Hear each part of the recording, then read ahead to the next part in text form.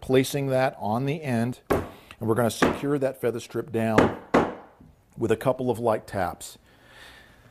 The critical thing about having the rail covered correctly and smoothly is getting the stretch of this cloth running the length of the rail. That will make the stapling of the rail much easier.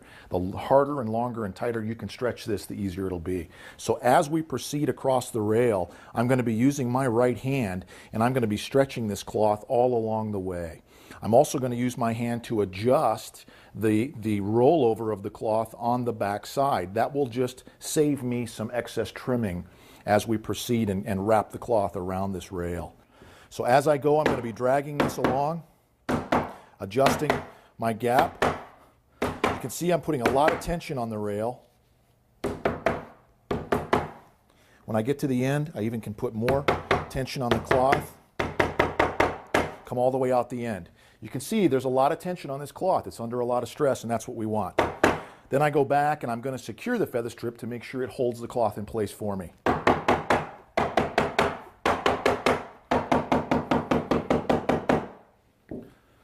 Once that's completed, now I'm going to do some trimming. Right on the end of the rail, I'm going to cut this little tiny piece of cloth so that when the cloth is rolled over, it will fold underneath nicely. Do that on both ends. Then I'm going to trim some of this excess cloth that I have that's lipped over. Be very careful when trimming.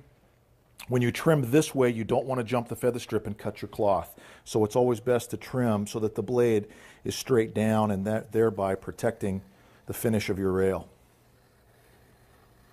Once that's trimmed off again, I want to ensure that my feather strip is down and secured.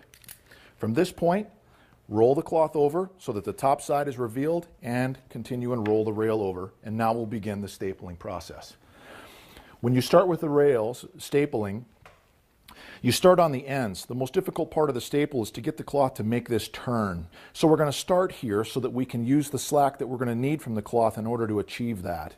We're going to pull the cloth with some pressure, and we're going to roll it straight up and apply 2 staples up very high, and that's basically going to hold the tension for us so that then we can begin to work the cloth around the corner. As we work it, we're going to create a little bit of a pucker on top and place a staple within this stapling groove. You'll notice here that we have a stapling groove that's routed into the bottom of the rail. This area is designed to lay the cloth over, provide a staple, and once trimmed, be exactly flush with the bottom of the rail. It's very critical that the rail, when setting on the slate, be a correct height. And this staple groove allows us to secure this cloth and achieve that. When the staple is placed, as we make this turn, the angle of the staple is done so that we can do what's called stacking. When you put the staple straight, or if you put the staples across the groove, you're not going to be able to apply as many staples as necessary in order to correctly make the cloth bend this corner. You're also not going to be able to have the cloth look clean coming around the corner, as you'll see here in a minute when I make this turn. You can see here that I've made this turn now with the cloth that's all puckered and the staple stacked very nicely, all within the stapling groove. That's correctly done. Once we've got both ends done, now you can see that the tension on this cloth, it pretty much lays in the place that we need it to be. So then you can come back, either left or right, put a little bit of tension but not too much. If you pull too hard on the cloth, what will happen is you'll create a dimple in the cushion. This is the cushion down here at the bottom of the rail. If you pull this too hard and create a dimple, it's just not going to allow the table to play correctly. So you want to pull it stiffly and somewhat hard, but not too soft to create a pucker in the cloth. Placing the staples about 2 inches apart is all that's needed. They don't need to be right next to each other because the length of this cloth and the stretch in the length allows no puckers to exist, as you can see.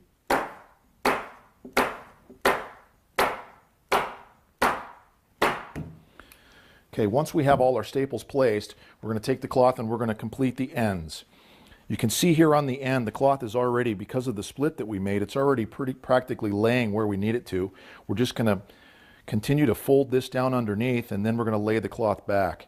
The correct way to do this is to lay the cloth back at an angle tapering down, because when the pocket fits onto the table, if the cloth were, for example, too high, when the pocket would lay on this, you would see this section of cloth.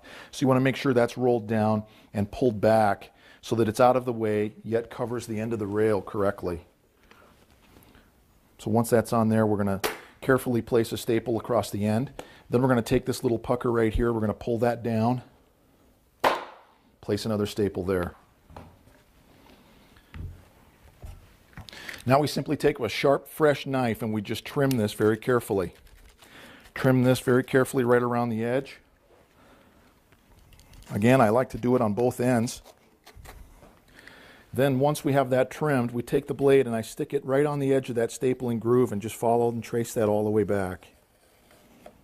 That cloth is trimmed. Finally, turn the rail back over, and again, taking your mallet, carefully you want to then adjust this feather strip. So you want to hit this feather strip down, not too hard.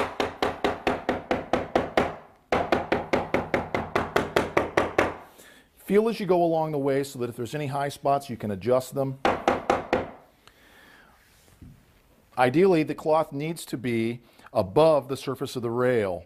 And the reason that is so that when a cue is draped across of the cushion, it won't be rubbing against the finished wood itself. So the cloth should be slightly higher, and the feather strip should be slightly higher than the surface of the rail.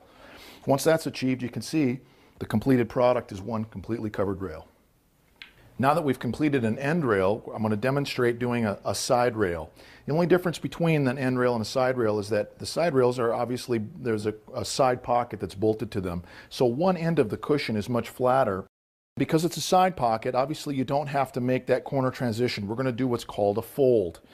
But the beginning process of that is just about like that other corner. In other words, you're pulling off of the rail to provide stretch on that cloth. Instead of rolling straight up like this and having a pucker that you can't get rid of, you pull straight out and roll it over, coming straight off the rail, so that you leave a sleeve coming off the end. Now the center of the rail is just like it was before. Apply staples about every 2 inches. Now the difference here in the side pocket, as I said, we're going to do a fold. So what you do here is you have the top of the rail here and the bottom sleeve here. We're going to take the bottom sleeve, place it down following the contour of the bottom of the cushion, and then fold the top over it. Now you can see here that we can adjust this by rolling this cloth either in or out. We can roll it, keeping tension on it, so that we get this seam following exactly the contour of the bottom of the cushion, and then place a staple in the bottom of the rail. Because you have a little bit of a pucker here, we're going to gather that together and put a pucker down there, placing another staple in. Now, just like the corner pocket, keep the natural fold of the cloth angled down, place a staple near the end. Then resume the other side just like the other corner pocket. When you trim exactly the same way. Just trim off the excess cloth. Even though you get quite a gather of cloth right here, that's not a big concern because this part of the rail will be extended out over the pocket opening on the slate. It will not be resting on the slate, so don't be concerned about that. Finished by adjusting your feather strip on the top.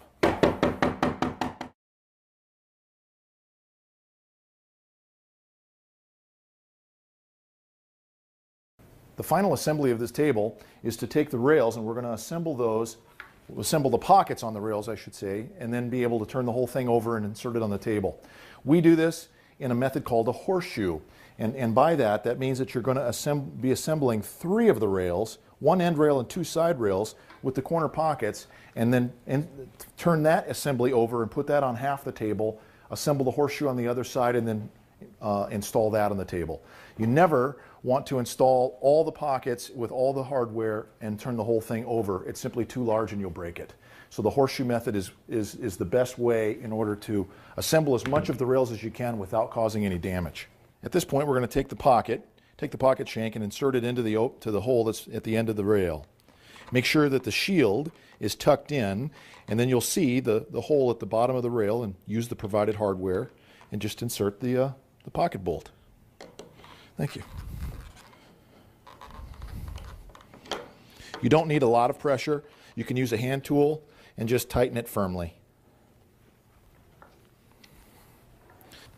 right, Chris, let's turn this over, put it on this end. We're going to flip this side up. Go back your way. Here, I'll hand this to you. Going backwards.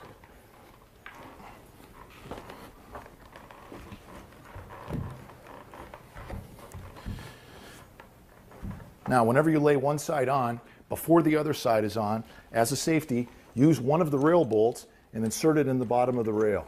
When using the rail bolts and washers, you take that furniture washer, like we discussed earlier, you place it on the bolt, and that goes into the rail bolt hole to secure the rail up underneath.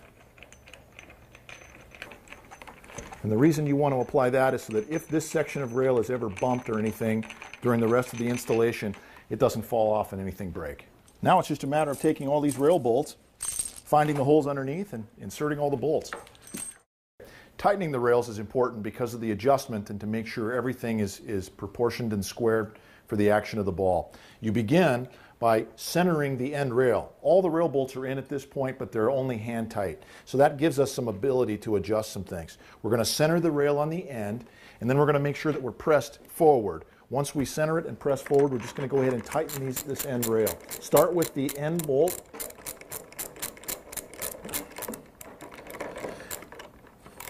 Again, you'll notice I don't like using power tools on this part because we want the rails tight, and we don't want to use a power tool that's going to vibrate any of the table or over tighten it and cause any damage. Once the end rails are tight, there's a procedure to tightening the side. You have to be very careful about how the side rail is straightened because the ball is going to, in the course of playing, the ball will have to run the length of that rail. So we do this with our eye. It's the best method in order to achieve a straight rail. You start by taking the ends of the rail and you press inward to tighten up that end, that corner pocket, and then tighten both ends. Go ahead and do that side, Chris.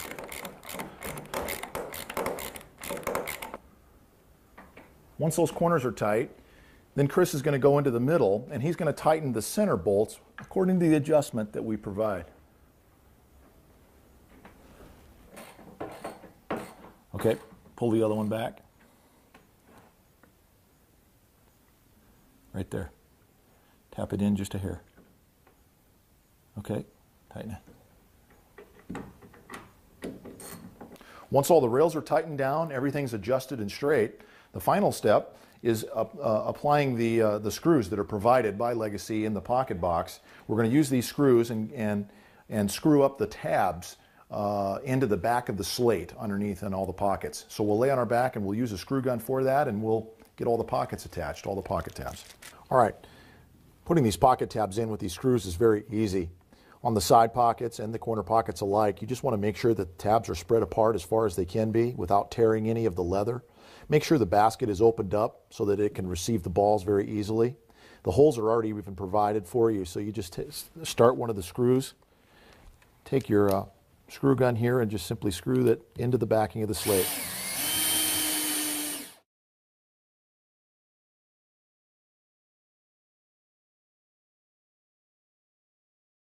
So once the pockets are stapled, the final step is to place the spot on the table so that we know where to rack the balls. That's very simple. You take a tape measure and you lay the tape against the cushion directly in line with the second sight up on the side rail. Lay the tape across on the other side. The measurement will be 44 inches from inside cushion to cushion.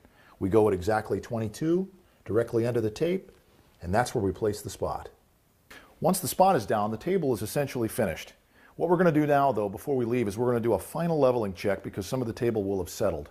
So we're going to check the level around the table, and then we're going to take a ball and just make sure that all the rails are tight and bounce it off the rails and make sure it plays correctly. So checking the level is easy. We just take our level after we've cleaned it and got the slate dust off, and we see some things. And it looks like this leg is settled just a little bit, Chris, so I'm going to have you put a couple of shims under there just so we can make that final adjustment. Be very careful when you lift the table. You can do it from the side, and you just use your legs carefully and just take a little bit of weight off. That looks perfect.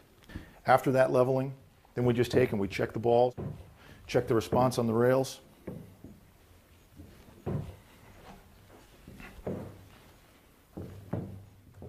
Table looks good.